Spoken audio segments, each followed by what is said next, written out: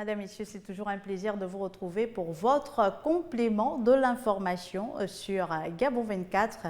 Aujourd'hui, on parle d'Octobre Rose, une campagne annuelle en faveur du dépistage des cancers féminins. Ces derniers sont d'ailleurs considérés par les experts comme l'un des principaux facteurs de décès chez la femme. Ils sont les plus répandus au Gabon, les cancers féminins, et dans le monde, selon l'Organisation mondiale de la santé. Pour en parler avec moi, je reçois le docteur Pamphile Assoumou de l'hôpital régional de Mélène et le docteur Gabriel Mendom de l'hôpital Sino-Gabonais, tous deux gynéco-obstétriciens. Docteur, bienvenue à vous deux sur Gabon 24. Merci. Alors, merci. Cher docteur, peut-être pour commencer, déjà nous édifier, quels sont les différents types de cancers féminins? Docteur Mendom. Eh bien, je vous remercie. D'abord, je me réjouis de cette invitation parce que vous montrez votre implication dans la nécessaire sensibilisation des populations. Parce que la lutte contre les cancers passe effectivement par la sensibilisation qui va favoriser l'adhésion à des campagnes de dépistage. Donc, les principaux cancers, pour répondre à votre question, on a essentiellement le cancer du col de l'utérus et le cancer du sein, qui sont des cancers féminins redoutables par la mortalité et qui en même temps sont des cancers que l'on peut aisément traiter si ils sont découverts à temps. Ça, c'est pour résumer très simplement la notion de cancer du sein chez les femmes. Alors, docteur Assoumou, est-ce que déjà on entend dire cancer féminin, donc on ne les retrouve que chez les femmes. Pourquoi déjà on ne les retrouve que chez les femmes? Est-ce que les causes de ces cancers-là ne sont liées qu'à l'environnement de la femme? Oui, effectivement, les cancers féminins, parce que ces cancers concernent l'appareil génital féminin. Voilà pourquoi on parle de cancer féminin. Et en plus de cet appareil génital, il y a également les seins, les cancers mammaires. Donc quand on parle de cancer féminin, on parle de cancer du sein, même si chez les hommes, il y a aussi le sein. Voilà pourquoi on dit cancer gynécologique et mammaire, parce qu'il y a les seins chez les hommes. Donc cancer féminin, c'est des cancers du sein, les cancers touchant l'appareil génital de la femme, notamment le cancer du col, le cancer de l'endomètre, le cancer de l'ovaire, le cancer du vagin et le cancer de la vulve. Donc parce qu'on dit féminin, ça veut dire qu'ils sont particuliers à la femme. Donc l'appareil génital de la femme, l'ovaire, l'endomètre de l'utérus, le col de l'utérus, le vagin et la vulve. Et bien évidemment, on ajoute les cancers du sein. Mais alors pourquoi l'accent est davantage mis sur le cancer du col de l'utérus et sur le cancer du sein alors qu'il y a cette panoplie de cancers-là? Parce que ce sont ces deux cancers, comme l'a dit le docteur Mendom, qui sont les principaux cancers qui touchent la femme au Gabon. Au Gabon essentiellement, effectivement, nous avons le cancer du col de l'utérus et le cancer du sein qui tuent beaucoup plus de femmes au Gabon et qui sont les plus nombreux. Les autres cancers, notamment le cancer de l'ovaire, le cancer de l'endomètre, le cancer du vagin, le cancer de la vulve ne sont pas tellement fréquents et ne font pas tous les dégâts. Donc c'est essentiellement le cancer du sein qui actuellement, nous aurons le temps d'en parler, devient le premier cancer féminin au Gabon, le cancer du sein, parce que jusqu'en 2012, c'est le cancer du col qui était le premier cancer. Nous constatons qu'actuellement, c'est le cancer du sein qui devient le premier cancer, suivi du cancer du col et éventuellement d'autres cancers, mais qui sont loin derrière. Alors peut-être l'occasion d'en parler déjà, docteur Mendom. Pourquoi cette inversion des tendances? Pourquoi le cancer du sein a pris le devant par rapport au cancer du col de l'utérus? Est-ce que l'accent a été mis de votre côté médecin davantage sur le cancer du col de l'utérus et vous avez un peu délaissé le sein? Ou bien qu'est-ce qui peut être à l'origine de cette inversion de tendance? Il faut reconnaître qu'il y a un problème de diagnostic. Vous savez, ces pathologies que l'on garde longtemps sans daigner consulter, en fait, c'est des pathologies qui ne font pas mal. Si vous faites une campagne à travers l'arrière-pays, vous trouverez des patientes avec des nodules du sein, qui sont des nodules cancéreux. mais qui ne font pas l'objet d'une consultation, parce que ces femmes-là se sentent parfaitement bien. Il faut arriver à des stades tardifs pour que des patientes consultent. Donc, on ne pense pas qu'il y a eu depuis 2012 un phénomène particulier qui donne l'avantage au cancer du sein. Je pense que c'est simplement un problème de diagnostic, à mon avis.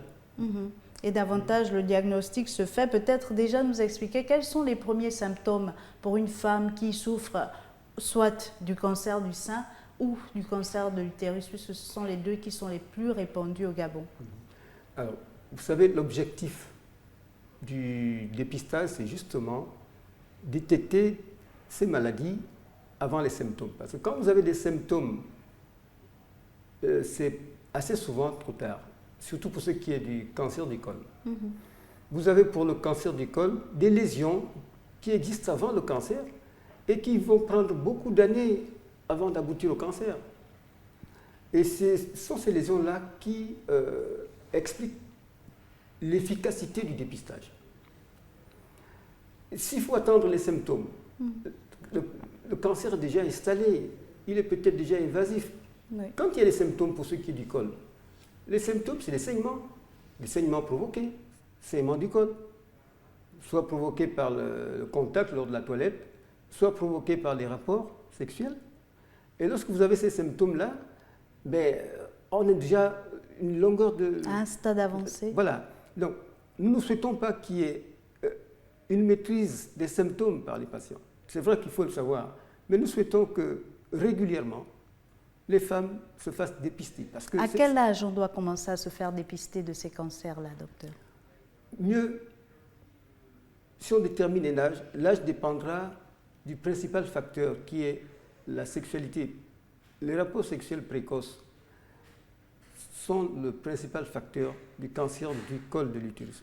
Parce qu'il s'agit là d'une infection sexuellement transmissible, un virus, qui est transmis par des rapports sexuels et qui va entraîner des remaniements au niveau du col.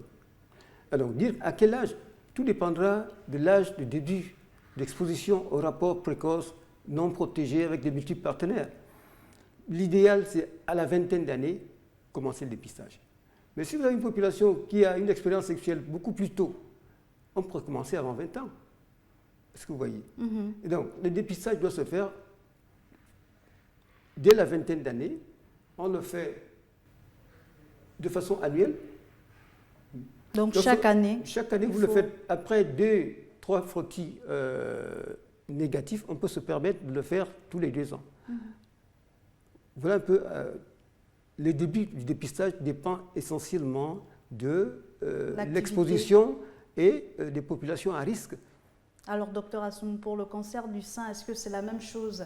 Est-ce que ça dépend également du début de l'activité sexuelle ou bien il faut attendre un peu plus tard?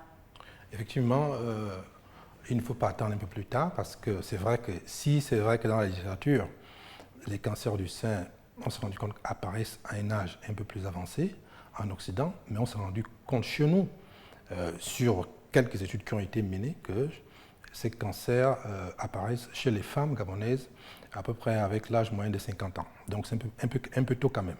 Donc il ne faut pas attendre. Le dépistage doit commencer également tôt pour les cancers du sein parce que la tranche d'âge concernée tourne autour de entre 44 et 53 ans pour les cancers du sein. Donc il faut commencer tôt à partir de 25 ans pour les cancers du sein. Il faut commencer tôt, ne fût-ce que par un examen chez le gynécologue. Et puis bien évidemment, en fonction de ce que les spécialistes feront, on peut demander un certain nombre d'examens comme la mammographie. Donc il faut commencer tôt parce qu'effectivement, il y a des cas décrits où à 25 ans, à 28 ans, on a des cancers du sein, même si l'âge moyen au Gabon, j'ai dit bien au Gabon, sur les études qui ont été faites, est de 50 ans. Donc il faut commencer tôt pour ces cancers qui sont des cancers qu'on ne peut pas retrouver chez les femmes qui ont 30 ans, qui ont 25 ans. Et puisqu'on parle de dépistage, docteur Assoum, quelles sont donc les conditions pour ces femmes? Dans quelles conditions, s'il faut comprendre ça comme ça, elles doivent aller se faire dépister? Et quels sont les examens qu'elles doivent passer? C'est-à-dire qu'est-ce que du 1er au 30, que l'on soit en période d'ovulation ou période de menstruation, on peut aller se faire dépister?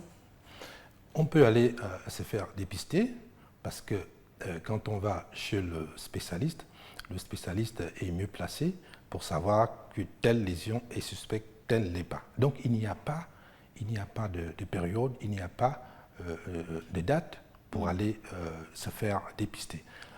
En commençant par effectivement les campagnes de sensibilisation, comme celles que nous avons actuellement, il faut, quand il y a des campagnes de sensibilisation, il faut aller se faire dépister. En dehors de ces campagnes de sensibilisation, nous avons des spécialistes de santé, toutes sortes, que ce soit un médecin ou une sage-femme, des spécialistes qui sont formés pour pouvoir faire ce genre de dépistage. Il faut aller les voir, quelle que soit la période. Ces personnes sont mieux placées pour effectivement savoir suspecter des lésions qui peuvent conduire, qui peuvent nous faire penser au cancer. Mais il y a également un geste simple, je parlerai effectivement de ça, c'est-à-dire que pour le cancer du sein, il y a l'autopalpation chez la femme. Il faut parfois, quand vous allez en consultation, demander au médecin ou au spécialiste de vous montrer comment on peut faire l'autopalpation à la maison. On peut le faire régulièrement et aller une fois par an, aller se faire dépister chez le spécialiste. Mais entre-temps, à la maison, on peut faire l'autopalpation des seins et qui peut nous permettre déjà, lorsqu'il y a une lésion suspecte, lorsque vous êtes entraîné et on vous a montré comment le faire, aller rapidement voir un spécialiste pour le dépistage des cancers du sein. Alors, docteur Mendom, on est certes dans le mois d'octobre et on parle d'octobre rose, mais dans le reste de l'année, est-ce que ces campagnes de sensibilisation, est-ce que les centres de santé au Gabon sont disposés à accueillir ces femmes-là qui voudraient se faire dépister? Vous, par exemple, qui exercez à l'hôpital sino-gabonais, comment ça se passe? Dans la formation de tout médecin, il y a un volet épidémiologique, un volet de sensibilisation et de prévention. Au quotidien, individuellement, lorsqu'on reçoit une patiente, on a toujours en dernier ressort, une demande de dépistage de cancer du col. On demande le frottis. Et on a presque toujours, à partir de la trentaine d'années, mieux quand il y a une histoire de cancer dans la famille, la pratique de l'autopalpation que le docteur Assoumou venait d'évoquer. Donc, indépendamment de l'octobre rose, ça fait partie justement de la pratique de tous les jours. Il y a toujours un volet préventif dans les consultations au quotidien. Le seul problème qu'on peut déplorer et que vous nous permettez de résoudre, c'est que c'est une sensibilisation individuelle, ce n'est pas une sensibilisation de masse. C'est vous qui prenez le relais, grâce aux médias, nous pouvons compter sur de meilleurs résultats quant à l'adhésion des populations à la sensibilisation. Et nous venons ici pour donner des arguments qui permettent d'accepter cette prévention par les dépistages. Aujourd'hui, 5 ans, il y a 5 ans, la Première Dame lançait sa campagne Octobre Rose et 5 ans après, on aimerait savoir, est-ce que finalement les femmes au Gabon ont pris conscience? Est-ce que vous ressentez, vous qui êtes dans les structures de santé, plus d'émulation, plus d'engouement à venir se faire dépister? La réponse est affirmative, plusieurs raisons. La première, c'est que ce dépistage est totalement pris en charge par la Fondation. Donc les femmes ne payent pas. Et donc, durant toute l'année ou uniquement sur le mois d'octobre? Ça constituait effectivement un écueil important quand on demandait des dépistages à des femmes qui viennent pour autre chose. Elles saignent, elles ont mal, et puis se retrouvent avec une demande d'un examen qu'elles n'expliquent pas et qui plus est qu'elles devaient payer. Donc maintenant, le dépistage est gratuit. Sur toute l'année? Sur toute l'année, à travers le Gabon. C'est une bonne chose. Et on en parle de plus en plus. Je pense que la sensibilisation atteint quand même une bonne partie de la population. Ce n'est pas encore tout à fait ça, mais le chemin parcouru est quand même assez appréciable. Docteur Assoumou, en parlant de sensibilisation, qu'est-ce qui est prévu pour l'intérieur du pays? Est-ce qu'on peut penser qu'on ressent la même émulation au niveau des provinces, au niveau des régions du pays à l'intérieur? Oui, les choses évoluent. On sent qu'effectivement, il y a une émulation, comme Dr Mendom l'a dit. Je prendrais par exemple l'exemple, le fait de l'augmentation des cancers du sein, parce que Dr Mendom a tout à fait raison. Nous ne pensons pas qu'il y a quelque chose de particulier qui a fait en sorte que le cancer du sein devienne le premier cancer, mais je pense que c'est à cause effectivement de ces campagnes de sensibilisation, depuis que la Première Dame a lancé ce phénomène. C'est à cause de ça qu'effectivement, nous pensons que le centre d'Angongé centralise maintenant cette prise en charge, ce qui fait qu'on reçoit beaucoup plus de cas qui viennent de Libreville et même de l'intérieur du pays lorsque le diagnostic est posé.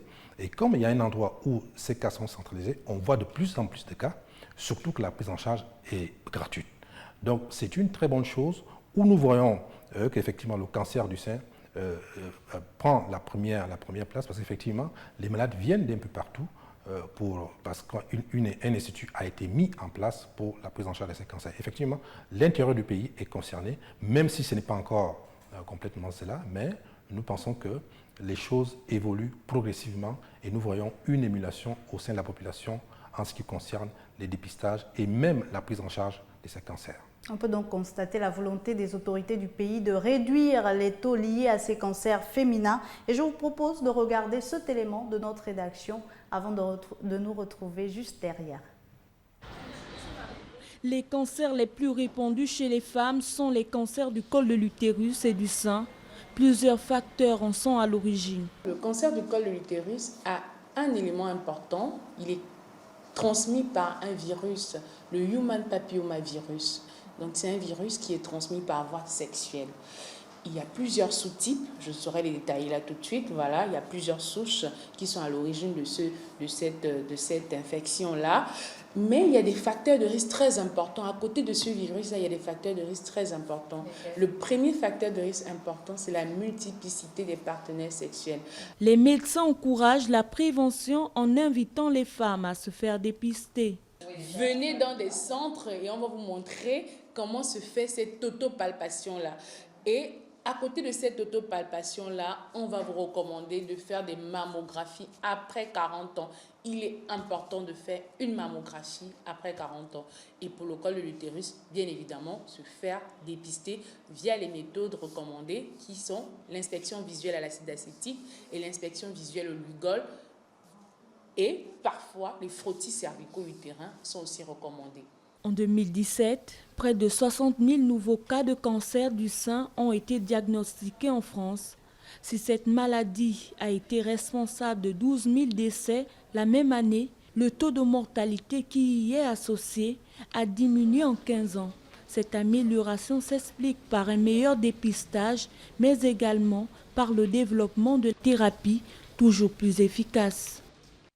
Si vous nous rejoignez à l'instant, vous êtes sur Complément d'infos et je suis aujourd'hui avec les docteurs Gabriel Mendom et Pamphile Assoumou et nous parlons des cancers féminins. Alors, docteur, pourquoi on a l'impression que l'Afrique et le Gabon en particulier est le continent le plus touché par ces cancers-là, ces pathologies?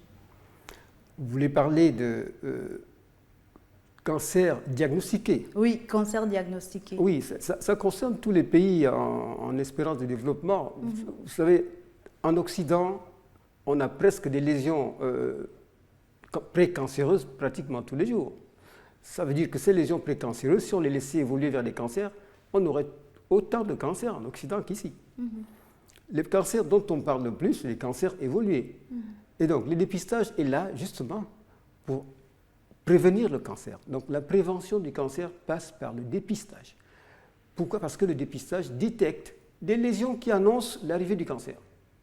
Mais alors, est-ce qu'il n'y a pas également à ce niveau un problème peut-être lié aussi, parce qu'on parlait de diagnostic, mais peut-être lié aussi à la formation des spécialistes que vous êtes, docteur Assoumou? Est-ce qu'il ne faudrait pas davantage qu'il y ait de spécialistes traitant de ces questions-là? Bien sûr, il faudrait un peu plus de spécialistes pour arriver, entre autres, bien sûr, il faudra un peu plus de spécialistes, il faudra un peu plus de sensibilisation, il faudra un peu plus d'infrastructures disséminées à l'intérieur du pays pour pouvoir, comme l'a dit le docteur Mendom, détecter la maladie à son début. En fait, tous les pays sont touchés par ces maladies, même les pays occidentaux, mais l'avantage des pays occidentaux, c'est qu'effectivement, ces maladies sont diagnostiquées tôt et donc ne causent pas trop de dégâts au sein de la population, contrairement en Afrique où la maladie est diagnostiquée à un stade tardif et tue beaucoup plus les femmes. Donc c'est ça justement la différence. On les retrouve partout, mais en Afrique, la particularité est au Gabon, que c'est que le diagnostic est fait tard. C'est pourquoi le diagnostic est fait tard, c'est par rapport à un problème de sensibilisation, c'est par rapport à des considérations socio-culturelles de nos populations, c'est par rapport aux infrastructures qui ne sont pas disponibles et c'est par rapport à la qualité du traitement qui est donné à cette population. Donc effectivement, il faut la formation des spécialistes pour qu'il y ait un peu plus d'infrastructures comme l'Institut de cancérologie de Libreville qui pourront peut-être au niveau de chaque province prendre en charge les populations pour éviter que les populations à chaque fois ne viennent à Libreville pour se faire traiter. Docteur Mendombi, il y a donc un traitement. Est-ce qu'on peut guérir de ces cancers féminins? On peut guérir si le diagnostic est posé très tôt. Il y a des lésions précancéreuses, premier stade. D'accord. Et dans ces lésions précancéreuses, il y a différents stades. Il y a ce qu'on appelle des dysplasies légères et des dysplasies sévères. On est encore dans le stade de pré-cancer, pas de cancer. Et ensuite, on arrive, grâce au dépistage, on peut aussi poser un diagnostic en faisant un dépistage. Diagnostic de cancer, mais encore un cancer qui n'est pas encore invasif. Alors, lorsque le cancer n'est pas invasif, mais figurez-vous, vous allez l'extraire comme une chique d'une orteil. Et donc c'est tout à fait banal. C'est des pathologies méchantes parce qu'on les laisse évoluer. Mais qu'on extirpe aisément lorsque le diagnostic est précoce. Il y a un traitement. Maintenant, lorsqu'on dépasse ces stades, on arrive à une pathologie qui, naguère, était une pathologie strictement locale, localisée, et qui devient une pathologie généralisée. Et là, on a des traitements très lourds, qui sont eux-mêmes d'ailleurs des traitements à même de vous ôter la vie, parce que c'est des traitements agressifs. D'ailleurs, qu'on ne peut prescrire qu'à des personnes qui sont en bon état général. Donc, atteindre ces stades-là, c'est la lutte. Et ça passe ou ça casse. Le médecin, il donne toujours un traitement. Il ne va pas vous dire que bon, c'est de mauvais pronostics, vous avez une survie de 1 an ou de 2 ans. Il ne va pas vous le dire. Mais en réalité, c'est cela. Lorsque vous attendez avec une lésion qui, jusque-là, est tout à fait inoffensive parce qu'elle est strictement locale, vous la laissez évoluer, elle s'engage dans tout l'organisme.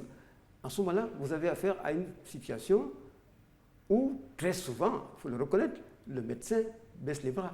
Et c'est à ce moment-là qu'intervient donc votre collaboration avec l'Institut cancérologique d'Angondje, parce que vous, médecins, dans vos structures sanitaires, vous vous limitez à un niveau, ou bien comment ça se passe, la collaboration?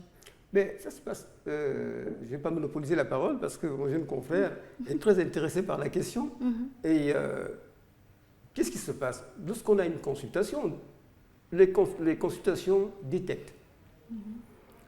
Et lorsqu'elles détectent, quel que soit le stade de cancer, je ne parle pas de pré-cancer, si c'est un stade de cancer, on adresse la patiente au centre d'oncologie d'Angondje, généralement avec un courrier. Et là-bas, il y a une prise en charge qui dépend du stade évolutif de la maladie. Et lorsque la situation s'améliore, assez souvent, de plus en plus, on a des cas qui s'améliorent, on vous renvoie maintenant, le malade, pour poser l'acte chirurgical. Parce qu'il s'agit du col. Le col, c'est une partie de l'utérus. Et quand on a réussi à réduire considérablement la masse qui s'est développée au niveau du col, grâce à des traitements, qui sont des traitements soit radiologiques, soit des traitements médicamenteux, la tumeur va s'effondrer et on vous renvoie le malade pour faire une chirurgie. Donc on travaille en étroite collaboration. D'accord. Et ce qui n'est pas nécessaire lorsqu'on est à des stades précancéreux, c'est des prises en charge de cabinet. On n'a pas besoin de référer une dysplasie, fût-elle sévère, au centre d'oncologie. Voilà un peu comment ça se passe. On martèle toujours que c'est des maladies qui sont sournoises, et peut-être même, on pourrait dire, comme on est superstitieux, qu'elle se cache parce qu'elle sait qu'elle est encore fragile, et quand elle s'exprime, il est trop tard. Donc les symptômes que vous demandez, ne les demandez pas. Parce que les symptômes, c'est un col qui saigne au contact. Les symptômes, c'est un rapport sexuel qui fait saigner. Et là, on est déjà à des stades bien avancés. Il ne faut pas en arriver là. Puisque cette maladie, elle est lente. D'une dysplasie au cancer, c'est des années, c'est une décennie. Donc, on peut dire qu'il faut le vouloir pour mourir de cancer du col. Surtout qu'il y a un organisme qui s'occupe des dépistages gratuitement au Gabon. Donc, on n'a plus... D'ici quelques années, on n'a plus le droit d'avoir des cancers évolutifs. Docteur Assoum, peut-être pour conclure, pour inciter davantage les femmes à se faire dépister. Oui, pour inciter les femmes à se faire dépister, je vous donne quelques chiffres. Pour que ce soit les cancers du sein ou les cancers du col, la plupart des malades qui ont été reçus, parce qu'une étude qui a été faite au service de gynécologie obstétrique de l'ancien CHU d'Angongé, la plupart des malades qui étaient reçus arrivaient à un stade avancé. Plus des 2/3 des femmes étaient diagnostiquées à un stade avancé, alors qu'en Europe, plus de 80% sont diagnostiqués au stade des débuts. En Europe, plus de 80% sont diagnostiqués au stade des débuts. Donc le cancer est maîtrisé et ces femmes vivent plus longtemps. Donc, au Gabon, plus de 2/3 sont diagnostiqués à un stade avancé, ce qui fait qu'effectivement, la survie baisse. Si en Europe, dans des pays occidentaux, on a une survie de 90%, c'est-à-dire que sur 100 femmes qui ont un cancer, près de 90% peuvent encore vivre pendant plus de 5 ans. Sur 100 femmes qui ont un cancer, près de 90 ou plus peuvent encore vivre pendant 5 ans. Alors qu'au Gabon, la survie est de 35%. C'est-à-dire que sur 100 femmes qui ont un cancer, à cause du fait que le diagnostic est fait tard, seulement 35 vont arriver jusqu'à 5 ans. On retient donc, cher docteur, qu'il faut se faire dépister très tôt pour éviter donc de mourir du cancer féminin ou des cancers féminins. Merci à vous, cher docteur, d'être passé. Nous rappelons que nous étions avec le docteur Pamphile Assoumou et le docteur Gabriel Mendom. Merci beaucoup d'avoir accepté notre invitation et pour tous vos éclaircissements sur cette problématique. Merci à vous, chers téléspectateurs, d'avoir été des nôtres. Je vous dis à très vite sur Gabon 24.